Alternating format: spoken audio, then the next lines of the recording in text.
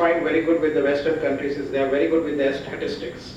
Okay, I don't know, and I apologize for this. I don't know the Indian statistics, and I don't know how well our statistics are documented. So what I have put in front of you is a report that was published in 2016 in Ireland, which breaks down into how many people with disabilities exist. Are they moderate? Are they severe? Are they men? Are they women? What kind of, how many people are taking care of them? How many people are in employment? How many people are not working? How many of them have very good health? All this is very well documented from the statistics and the census they do.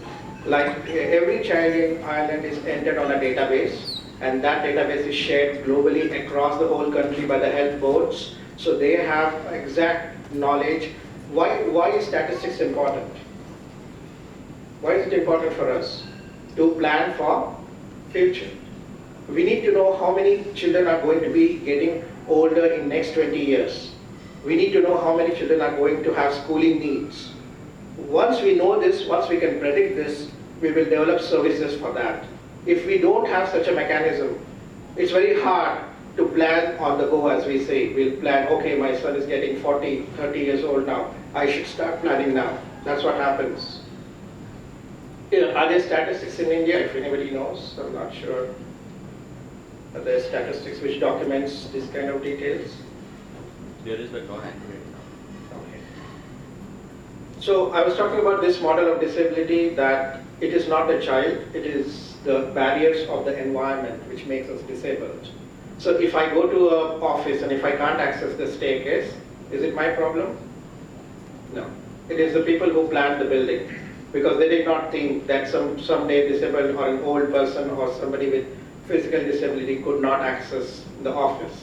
So the focus should be moving away from the child as a disabled towards the society, environment, people providing services. As I was saying it to you, that in my organization we have a tactile pathway almost 2 kilometers within the town that people who are blind can walk independently without anybody's support.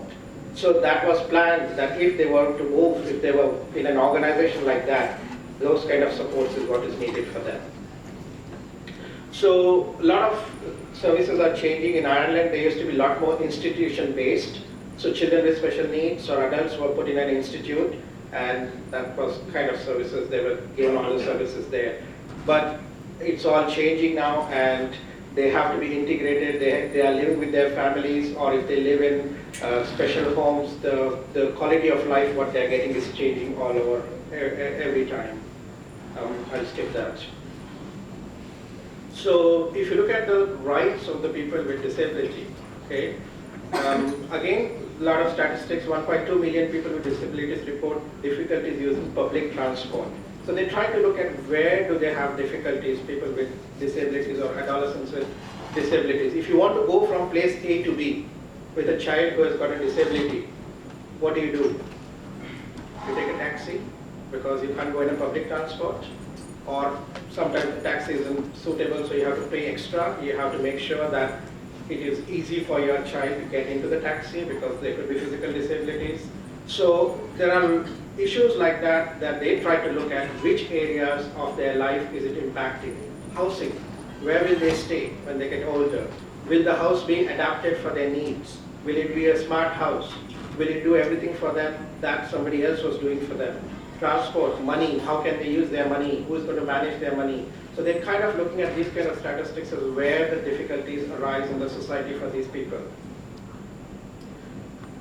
We face a lot of challenges when a child with disability is born in our family, right? So what kind of challenges do we face? So we could face challenges in public, we could face challenges going to school and getting tertiary education, we could have flight, taking an aeroplane, right? I work with a lot of children with autism, and it's a huge challenge to get them. They haven't gone holidays for 10 years because they couldn't get the child onto the flight. And it is a huge challenge because most of these public places are noise, a lot of people waiting, which is difficult for a lot of our children with special needs, and they don't understand the whole process of security, frisking them, checking them, going through all those things causes a lot more anxiety for them. It has a huge impact on families as well when you have a child with disability. Your financial bills go up, most of the time, one of the member has to give up their job because they have to look after the child with disability. So you're lost on your